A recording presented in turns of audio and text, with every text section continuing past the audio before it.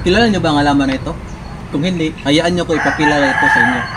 Ito ay Citrus mycocarpa o maskin na tawag na calamansi o sa ibang lugar na tawag nito ay calamonding o calamonding.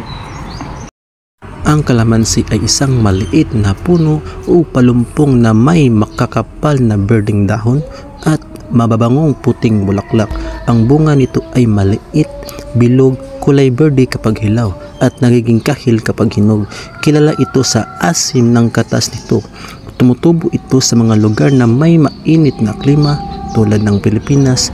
Mas gusto nito ang lupa na may magandang daloy ng tubig at maraming sikat ng araw. Maaaring itanim ang kalamansi sa bakuran, paso o taniman.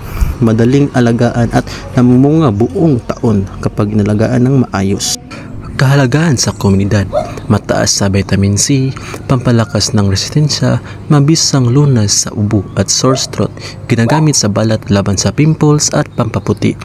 Nakakabuhay sa mga magsasaka, ginagamit sa paggagawa ng katas o juice, pampalasa sa pagkain, sausawan at paninda. Maaring ibenta sa palengke, nakakatulong sa gardening project or urban gardening.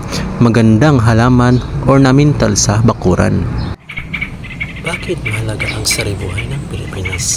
Mahalaga ang saribuhay ng Pilipinas tulad ng kalamansi dahil ito ay nagbibigay ng maraming benepisyo sa kalikasan, kabuhayan at kalusugan.